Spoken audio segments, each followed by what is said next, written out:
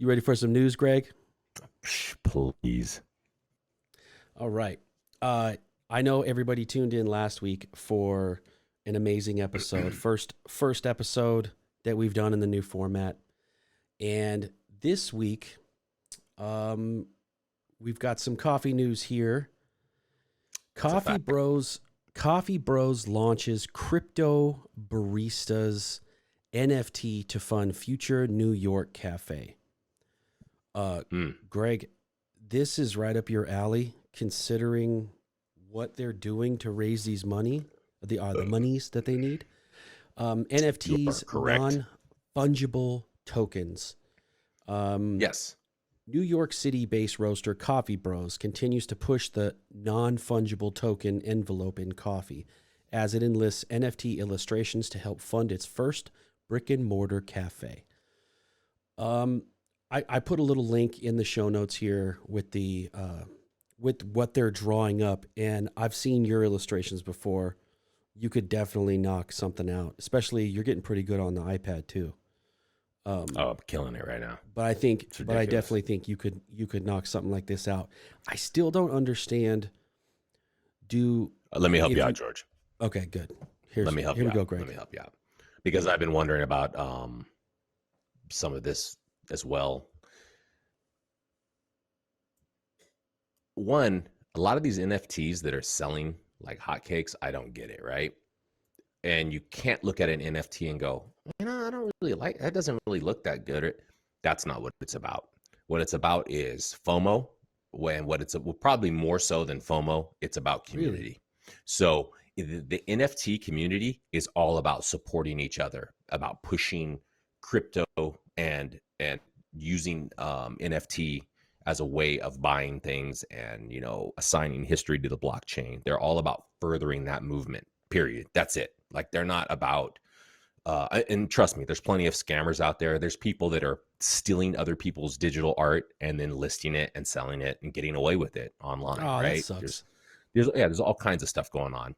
That's not cool. If you want to buy NFTs, George, the best way to do that would be to buy some Ethereum on something like Coinbase or Binance or one of these crypto specific markets. I got that.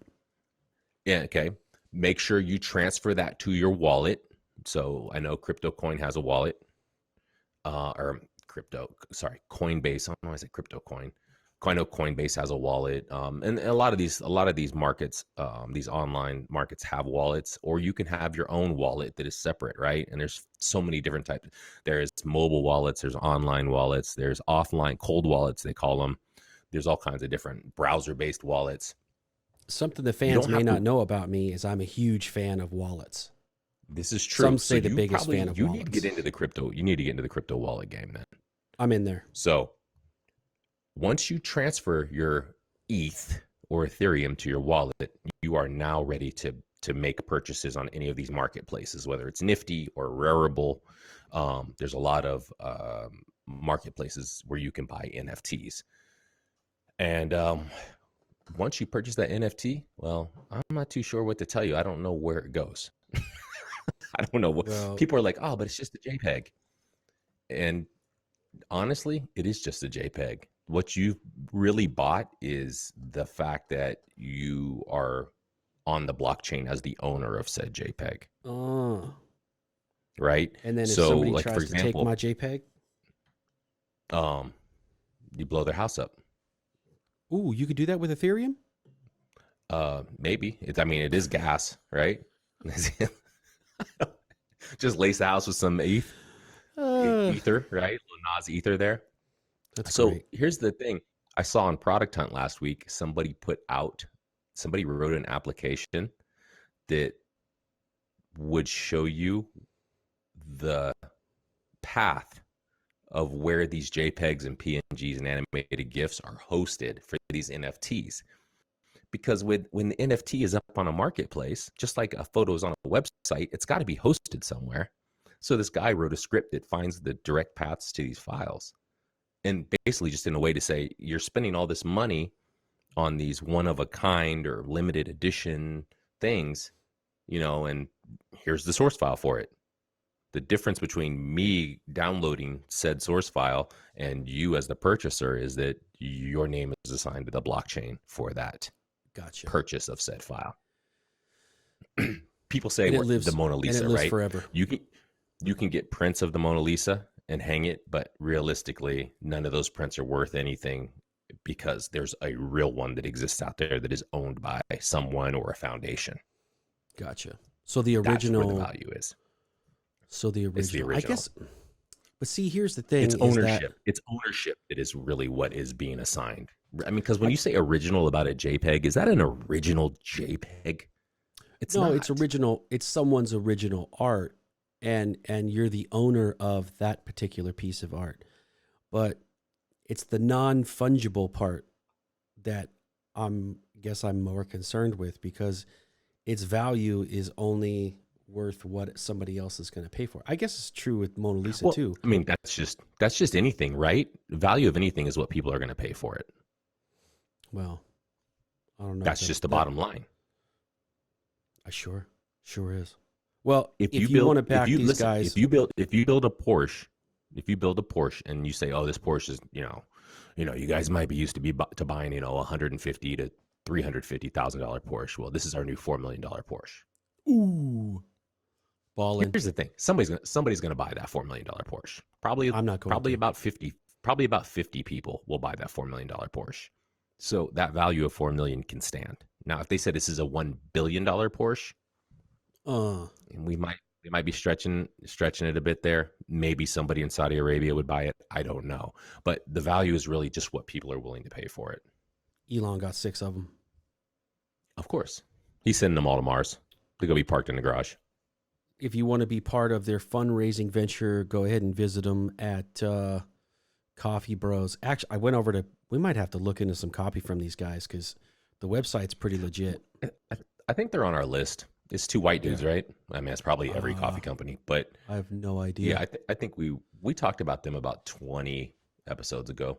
Probably did. It looks like they have like a Roman. Their logos kind of looks like almost like a Roman coin. So we're gonna have to check. We're gonna have to check them out. Next up, we've got next one's from you. Yeah, it is. So I did my news yesterday. Some dads all pissed. Dad is furious after a cafe accidentally adds coffee to his toddler's Babycino. So this might be a UK thing, but I never heard of a Babycino. I've never heard of it. I don't know what that is. And so I had to really read this. And I'm like, oh, is it like a puppuccino or something where you go to Starbucks and you can get the thing for the dog? So the dad ordered his son a Babycino for takeaway, but he was shocked to discover they had put coffee into the drink. Let me put this over here on the screen. He said that the tot was awake until 11 p.m. that evening. And after telling the staff the issue, they didn't seem bothered. Yeah, my kids were not my always awake problem. late. After leaving the cafe, Connor took a swig of his son's £4 I don't know what that symbol is, drink. And he said he was horrified to find that it was more bitter than sweet. Well, hold on. The kid was drinking it though. Oh, kid was loving it. The kid must have liked it. It must have been made pretty well. How about? Also claims he discovered fragments of coffee beans inside the Babycino. Is he talking about suing, I suppose. or is he just mad? No, he's not. He's mad. I spoke to one of the managers or supervisors who asked me if I was all right, and I told him about the coffee in the Babycino. He said, "That's how they do it here." So I'm not going to read any more of the article, but it goes on to say that like the manager's like, we made 5 of these already today. Like, and the customers, nobody's complaining. Like, what are you complaining about? So I can't sort out if a Babycino typically does not have any coffee in it, because I'm in my, you know what I mean? Like, and it is specifically for babies, or if this cafe in particular is saying, no, a Babycino is a small cappuccino. So it's a Babycino. It's a small cappuccino. I don't know if there's something lost in translation here, or if this cafe is like, fuck it, we're giving kids caffeine. Yeah. Well, don't go in there and order an Al Pacino. Hey, let me tell you something, sweetheart. That was my Al Pacino impersonation. Scent of a woman. Yeah. That was a creepy movie, by the way. It was a creepy movie. George, this next one here. This is 2021. 20? McDonald's employees hide in fridge as customer picks fight over missing coffee. Come on.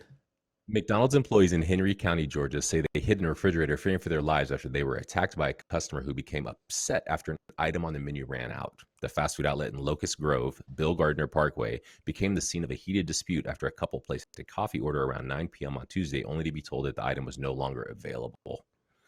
News outlet spoke with a 16-year-old employee who said they and others were forced to hide as they feared the situation would turn violent. Cell phone footage of the incident obtained by WSB-TV2 Atlanta showed one customer hurling coffee at McDonald's employees. I'm confused. I thought they were out of coffee.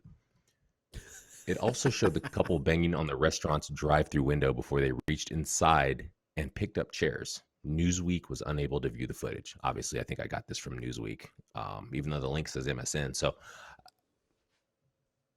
a couple things here.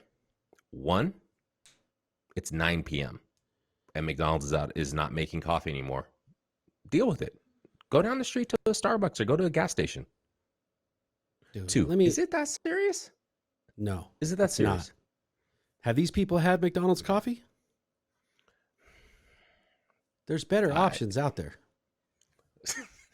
There's better options out there. Go to the grocery store and get one of those small Starbucks double shots. There's just enough cream and sugar in there to take the edge off of that campfire coffee. It's in that can. Yeah. And there you go. You're good to go. You know, this brings up something because there's been a lot of weird stuff going on in the news. That's a fact. And this right here, something needs to happen where if some crazies come in here, starting to throw stuff, starting to come at me with stuff, and I'm behind the counter, there need to be some protections where I could just start bombing on a dude. Like he throws some stuff at me. Didn't you post that story the other day where the dude was talking to the girl cashier and he picked up the food and like slammed her in the face with it? I thought I know. Maybe I didn't send that to you. It was like a Roberto's. Maybe not. It was like a Roberto's or something. It looked like it was here in Vegas. And a dude was upset about his order and they messed up his order, but he wanted all the food for free and he wanted his money to be refunded. He slammed the styrofoam thing of food in this woman's face. And then, that's terrible. Hey, she didn't budge. She didn't start crying. She did nothing. That dude probably should have been scared at that point. That's assault. So you have the right to defend yourself, whether you're on the job or not. But you shouldn't get fired for defending yourself, you know. But the problem is that whatever that person does, there needs to be like some immunity there for the business. You shouldn't get fired, and if you do get fired, if you are actually defending yourself, if you get assaulted first, you're not the one to be the first one to throw a punch or whatever. You could probably countersue and say you were in fear for your life, and now you've lost your job, and the work for Kyle Rittenhouse. What are you gonna get? Just bring an AR to work. No, I ain't doing be that. Be at McDonald's with the AR over your shoulder. You good? I love that those are identical stories to you. Way to go, Greg. Way to go, Rittenhouse. Kyle Rittenhouse, Ronald McDonald House. Same thing, right? This is America. Hey, look, if I was him, I would start Rittenhouse Roasters tomorrow. I'm sure Black Rifle or somebody will sponsor him. Freedom Roast. Freedom Roast.